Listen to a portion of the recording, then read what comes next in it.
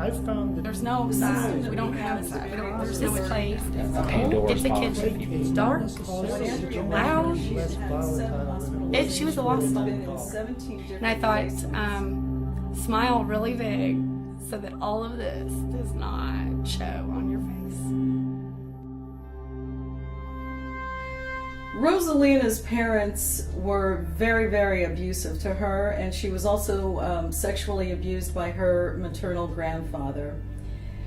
She eventually was placed in the permanent custody of her grandmother, but her grandmother had a lot of health problems, and Rosalina had some behavioral issues. Her grandmother couldn't handle her anymore, and that's how she ended up back into foster care through her 17 placements in 6 years, and then finally at Our Lady of Peace, where she'd been hospitalized 7 different times over the past year.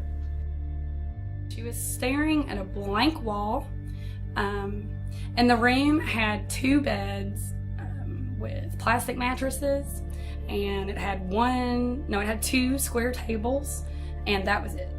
And she was staring at the wall, and I did not know what to think.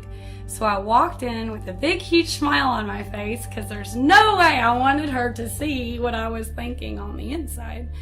And I just reached out my arms and said, "Hi, I'm Andrea," and gave her a hug. And she hugged me. the Casa can have a different relationship with the parent, or parents, or grandparents, or child, or children. They have the broadest and at the same time the most specific perspective and ability to observe of any entity or person in the case.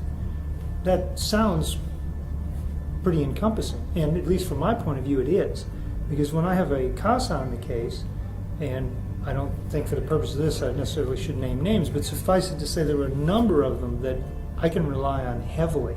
Before I left, she said, "When will you be back?" I said, "Well, I'm not for sure right now, but I'll definitely get back with you and let you know." She said, "Okay, well, when will you get back with me?" The biggest thing with kids like this is consistency. They have to know when, what time, and you better do it. Because the first time that you promise something that you cannot deliver, you're going to shatter all trust. These kids have nobody. When a family is involved in a court proceeding, this is often a confusing and difficult time for children. It is important for children to have one person to whom they can turn, whom they can trust, who can explain things to them, be with them, spend time with them in a non-confrontational manner, and to stay with them throughout the proceedings. The Casa volunteer is frequently the only person who is consistent from the start to finish of a court proceeding. And many of our Casa volunteers remain with children long after the crisis time in the court system is over. I've known of Casa volunteers who have children formerly their subjects of Casa still visiting them long after they're grown and have families of their own. After about 2 months, I was able to bring her grandmother. It had been over a year since they had seen each other due to transportation issues. Her grandmother lives 10 minutes away.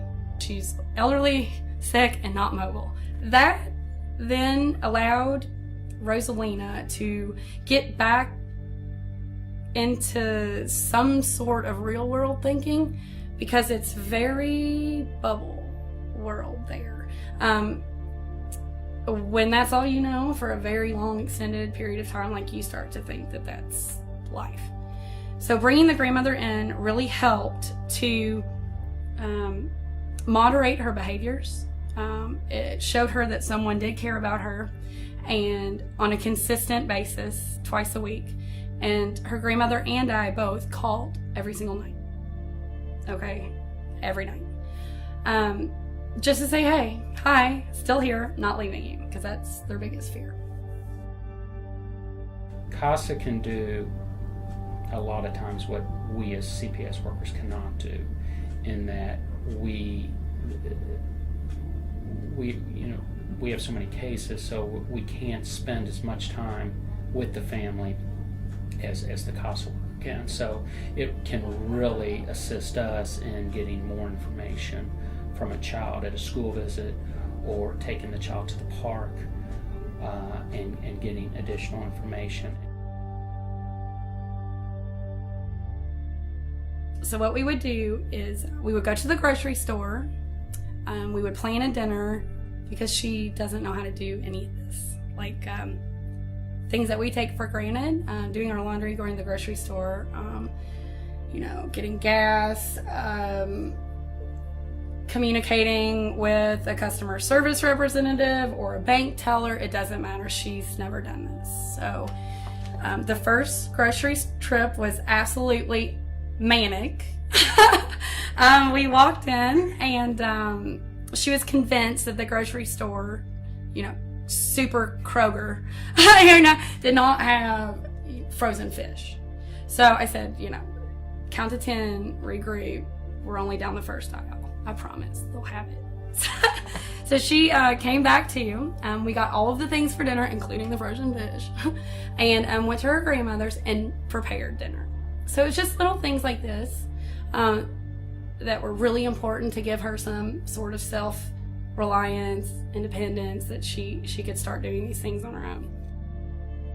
Once Andrea got involved and was able to give this young girl some individual attention and care and facilitate visits with her grandmother, Rosalina really started showing improvement.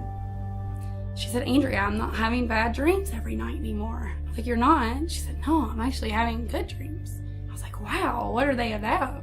And she said, my future.